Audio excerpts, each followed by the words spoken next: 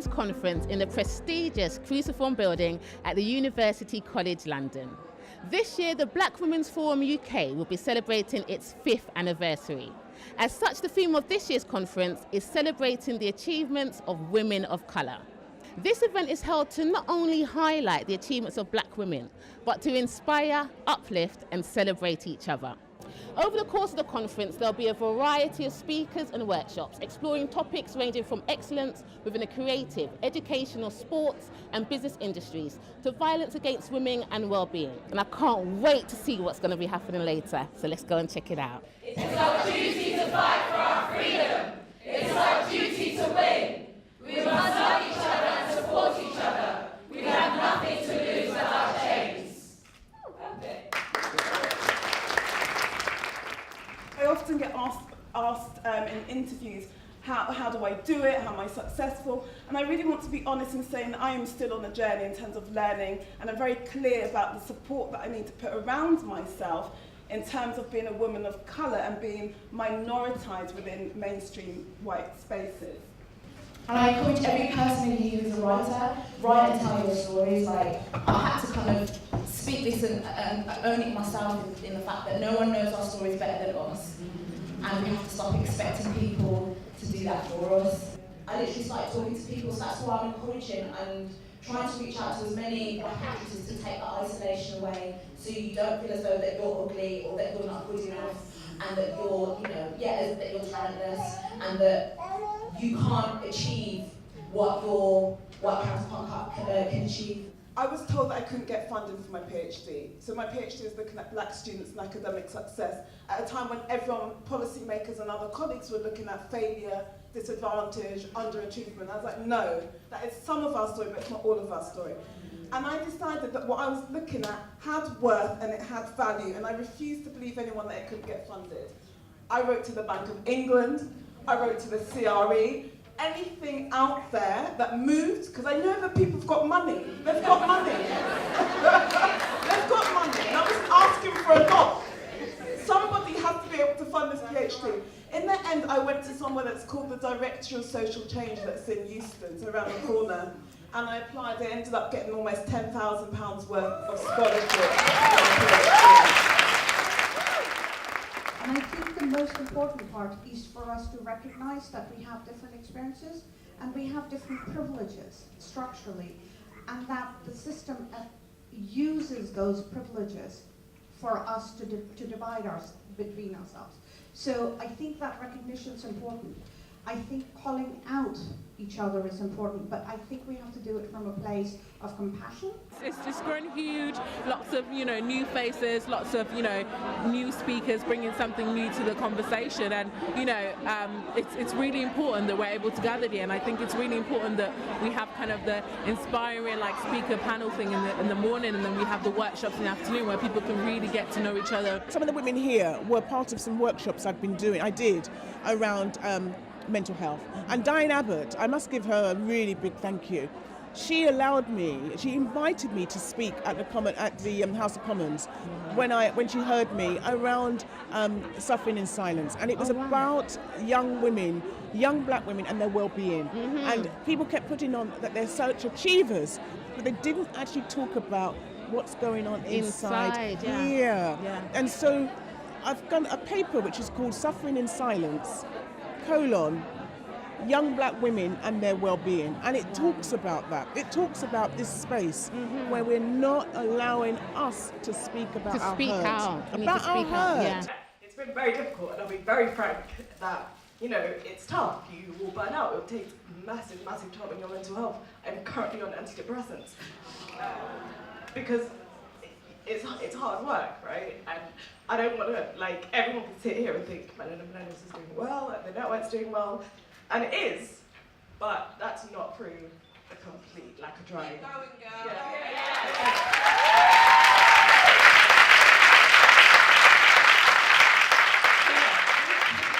What did you think about the first half? There were 4 speakers, and they were all quite different. Yeah, it was interesting, and they were very real. Yeah. I think there was definitely the issue around, I think everyone kind of resonated with the emotion of one of the speakers, because she just said, look, I'm in the middle of a burnout, and I think it was almost as if it was everybody else was in the middle of a burnout. I could so identify. The whole with that. room could relate. I mean, she Yeah. got a standing She got a ovation. standing ovation She got a for standing that. ovation, and it wasn't for the burnout. I think No, it was the fact support. we could feel that. We partner with other organisations and we do workshops on mental health, well-being,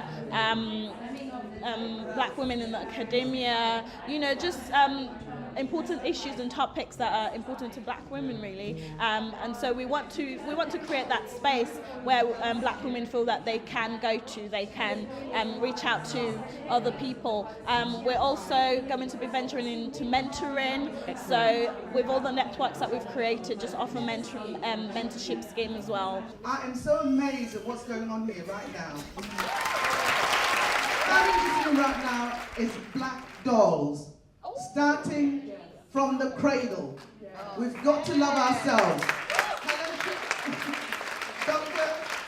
Francis Cress Walton, the famous psychologist who died a couple of years ago, said, "I won't rest until black children are taught to love themselves as themselves." I say that we don't need any more Malcolms, Malcolm X's or Martin Luther Kings, because the moment that person is gone, so is the movement. That's right. It has to be Collectively. a collective movement where everyone is taking leadership and moving in their area. So it's great to hear different women from, really is. from the sports industry to creative industries, and there's Very this great event. wonderful crossing over. This is my 5th year, and from the very beginning, when it was in like a smaller space, and I came with my mum, and it was just amazing. It was just like, it was an exhale. Did you take some stuff from here to help? Oh my gosh, yeah, because it was all the majority of the women that were there was mainly from academia, and I'm not academic at all. So I was sitting there, they were saying all these big words, and I was like, I haven't got a clue what they're on about. But it was great because it meant that I had to stretch myself. I had to read upon who Bell Hooks was, on Made you who go out Audre there. Lorde, and looking up all these kind of womanist writers, which has been great because I've been able to apply that to my own art form. Well, that's amazing. Which I don't think has necessarily been there. There's been groups that have kind of risen before, that have been set up by wonderful actresses who are older than me, who are now my mentors, like Sharon Duncan Brewster. They've set up like black women's groups and stuff. But it was always about how can we get the work? How can we get the work? And they said that what they've said to me is both. A few of them have said what you've hit the nail on the head is kind of focus on the exploring our experiences first, looking at what is actually happening and focusing on the well-being of the black actress, because even though we're facing it in life, we're also then having to face it doubly in the rehearsal room. I'm proud of who I am. The little eyes would turn and when we talk about we understand equality, marginalisation or discrimination to a greater or lesser degree. Well, actually, we can't have a hierarchy of equality here, So UK Black Pride was born, and the resistance, and it didn't come from my people, it came from white LGBT men that said, how dare you have a black pride in this country? It was such an honour to be on that panel, and I was on it because I've been an international gymnast. I started competing for Great Britain about age 12, and I also competed for Jamaica in 2015. Ooh, yeah, man, no problem. It was amazing to compete for Jamaica as well. That is Usain Bolt has amazing. literally been my idol since I can remember in sports as general. So yeah, and then I got to go to UCLA on a scholarship and compete gymnastics in the States until last year. So. To be a winner, because I say you talk about people like Usain Bolt and all of Yeah. that, and lots of people out there now are training, want to be gymnasts and stuff Definitely. like that. But I think you have to be a winner. You have to have a certain mindset. 100%. What's your motivation to succeed? What keeps you going? I was lucky, obviously 5 years old is so young, and kind of just seeing all the older girls, and I was always the youngest one until I was about 10. I trained with people who were like 10 years older than me, because those were the people that I wanted to be like, and so it was amazing. Yeah, it was amazing to be surrounded by people that you're striving to be like. So maybe if I was with a bunch of 5-year-olds, I might not have had the same sort of drive. Is it your first time at the conference? Yeah, my first time. My Yeah. sister's one of the organisers, so she's obviously wanted to get me here for some time. So to come and be a panel speaker was amazing. And what did you think then of all the other stories that you've heard then with your journey? Yeah, what was it so like for you? inspiring, and just to kind of hear it as a sisterhood, because obviously I've been surrounded by all different types of people all my life, but to actually be in a room with just black women was so empowering, and just to know that you can achieve all these great things that the people on the panel had achieved, but also to know that we can inspire each other, and it's just a whole community and sisterhood, and you're not in it alone, whatever you want to do. And we're still growing, right? And we can still do more, which is, this is what I'm getting today. And we're powerful. Yeah, was the message that I really am going to take away, is like, that is why people want to put us down, is because we're a force to be reckoned with. It was just quite inspiring to hear other people, you know, what they do, what industries they're from, what they've learned and what they've gone through. And it's always nice to hear other people of colour, women of colour, their experience in their industries. And sometimes you can just see it's linked, even though you may not be, you know, working in the same environment. It's different industries, but we're going through the same thing. This is what I'm getting as well. It's been really good today. So I mean, lastly before you go, because I don't want to keep you guys up now. I know they've got some more sessions later on. Where can we find out about you and your organisation online, and what's next? Yeah, so you can find out about my organisation online, www.projectyogi.com, Twitter, Instagram, Facebook at Project Yogi. You can see what classes we have going on. We try and do events in the half term, so sometimes we're more based in South London. In the half term, sometimes we've had people come from North London and so on. So it's growing. Yeah, exactly. And I'm trying to start an adult class doing Egyptian yoga, separate from Project Yogi, just so there's more spaces for people of colour, not only for women, men as well, to come and actually learn about the system. It's actually one of the oldest systems that's out there. Exactly. Although, you know, a lot of people will relate yoga to Asia or East Asia and say that's where it came from and so on. But actually, there's a lot of research out there where you can find it actually originated in North East Africa in ancient Egypt. Do your history. Exactly. We need to do our history. The more I started to love myself, I started to love other black women, and I just think that is the process. This is my first year, and it's such an honour, and I think that also what that shows me is just the networks that are happening that we're so unaware of, and actually they can be our life force. They can be an addition to our life force if we just tap into it. So I'm really glad I know, because I'm not going now. I will be here every year. She's not going anywhere, I'll be here. I mean, the networking, the communicating, the health and the well-being is very important, what I'm picking up here, to be successful in anything. Yes. So it seems from the arts, you know, if you're in the corporate world or academia, you need to have your mind right. A lot of people, some people are working too hard and burning out and stuff. How do you find the right balance to do it all? I think it would be a misconception to say that I have found the balance. I think that life is constantly in flux. Sometimes I find that, whoa, that's too much, and then I have to pull back and take a few days out, and other times you're taking too much time out and you need to gear yourself up. Still in progression. So it's a constant, I think it's constant, the whole cycle that we go through. This is one of the things that I've learned in recent years, that no is a full sentence, and I often say on social media that what my mother never taught me is that no is a full sentence. I love that. And it's important because oftentimes people ask us to do things, we go no because, but you know, you don't have to explain, just know. It's just no. Just yeah, know. Sometimes it's just not working for you. And that's you need your own focus, your own zone to do what you're doing sometimes. And it's boundary setting, and boundary setting is healthy. People know what they can and cannot do to you, and it means that then you can live a more fulfilled life.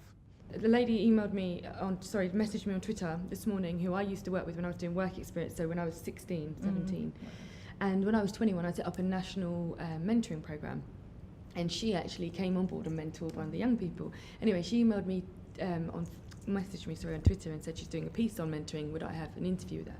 Absolutely, happy to do that, I said. She messaged back and said, Joanna, the young man, Aaron, who I mentored back then, when I was 22, she said, I'm still in touch with him and he's doing really well. So sometimes you don't even realise. You don't realise like, I wouldn't even have, Aaron has probably had all my newsletters. But had I known back then that he would have stayed in then so my message is, you know, like, don't be selfish. Yes, don't help. And eventually that elite group of people that sometimes you've not felt a part of will be your community. Because you would have all supported each other. 2019, we're thinking of opening up more events, so having obviously our annual conference, but also conferences throughout the year, more events. Even quarterly, I think. Exactly, definitely. Because from what the space is there, the need is there. And I mean, in this event, what I liked, you had people from the arts, you had the sports, you had the, you know, academia. But they're all successful women. Exactly. I think, this conference is about, because it's 5 years, we really want to celebrate women of colour, what you've been doing, what you've been going through, things you've achieved. And, you know, in the past, you spoke about a lot of different issues. So last year, we talked a lot about mental health, a lot about self-care, a lot about intersectionality and it being hijacked. We spoke a lot about struggle, and it's really important, I think. People are just so open and real today. Great speakers, and I just have to commend you guys for what you do. And I look forward to next year. Twitter, Instagram, tell us about that. Let the people find out more. So Black Women's Forum UK on Facebook. So I'm going to say that again. Black Women's Forum UK on Facebook. Twitter is at Black Women's, and I think it's the same for Instagram. Wow, what can I say? It's been such an amazing, enjoyable day. I met so many inspirational, positive, hard-working Black women, women of colour, and we've been celebrating, and that's what the event was all about. If you haven't been to one of these events before, make sure you're here in 2018 for the next Black Women's Conference. I've enjoyed it. I've been Melanie Girl. See you next time, reporting for Anansi Arts.